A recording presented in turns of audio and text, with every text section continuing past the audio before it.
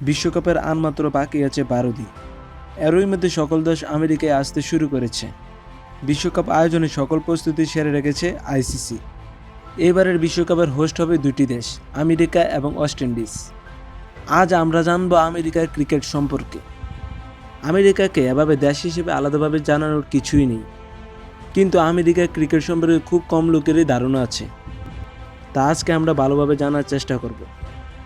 আমেরিকায় ক্রিকেটের পথ চলা অনেক পুরনো।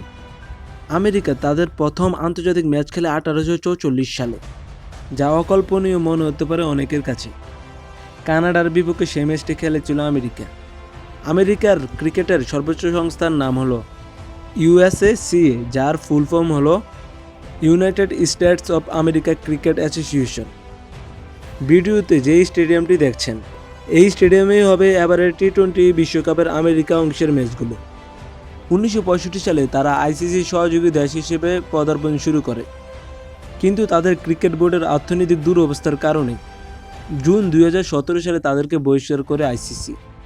পরে আবার জানুয়ারি 2019 সালে তারা আবার আইসিসি সহযোগী দেশের মর্যাদা ফিরে পায়। এবারে টি-20 বিশ্বকাপে দেশটিতে খেলবে 7 দেশের বংশোদ্ভূত নাগরিক। তাদের মধ্যে সবচেয়ে জনপ্রিয় হল কোরি অ্যান্ডারসন, যিনি নিউজিল্যান্ডের হয়ে অনেক দাপট দেখিয়েছিলেন। তাছাড়াও দেশটিতে খেলবেন ভারত, পাকিস্তান, সাউথ আফ্রিকা দেশের বংশোদ্ভূত খেলোয়াড়। বর্তমানে তাদের টি-20 র্যাঙ্কিং হল 19, ওয়ানডেতে 17তম।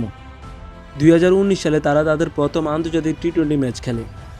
এখন পর্যন্ত তারা 25টি টি-20 ম্যাচ খেলেছে, যার মধ্যে জিতেছে 14টিতে, হেরেছে 9টিতে। 4 বার তারা আইসিসি টি-20 ওয়ার্ল্ড কাপ কোয়ালিফায়ার খেলে। এ তো ছিল বেসিক ইনফরমেশন। চলেন এবার জানা যাক আমেরিকায় ক্রিকেটের কিছু অজানা না জানা তথ্যকে। 18শো শতাব্দীতে আমেরিকায় ক্রিকেটের পথ চলা শুরু হয়। তখনকার সময়ে আমেরিকায় ক্রিকেটের জনপ্রিয়তা অনেক লাভ করে। তখন তারা কানাডার বিপক্ষেই অনেক ম্যাচ খেলত। এমনই দিন ছিল যেখানে 20,000 দর্শক হয়েছিল। তখনকার সময়ে 13টা কলোনিতে ক্রিকেট খেলা হতো। বলা হয়ে থাকে জর্জ ওয়াশিংটন ক্রিকেটের অনেক বড় ভক্ত ছিল। 1844 সালে একটি ম্যাচ হয়েছিল কানাডার বিপক্ষে, যেখানে $1,20,000 আমেরিকান ডলার আয় হয়েছিল ম্যাচটি থেকে। কিন্তু 18শো শতাব্দীর শেষ দিকে এবং 19 শতকের প্রথম দিকে আমেরিকায় ক্রিকেট তার জৌলুস হারাতে শুরু করে। আমেরিকায় বেসবল জনপ্রিয়তা পেতে শুরু করে এবং বর্তমানে সবচেয়ে জনপ্রিয় খেলা হলো বেসবলই আমেরিকায়। এখন আবার আমেরিকার ক্রিকেট বোর্ড চেষ্টা করতেছে তাদের পুরনো জৌলুসকে ফিরিয়ে আনতে। তারা এবারে টি-20 বিশ্বকাপ যৌথভাবে আয়োজন করছে। 2028 অলিম্পিকেও তারা জায়গা করে নিয়েছে। বর্তমানে তাদের দেশে স্টেডিয়াম আছে 6টি।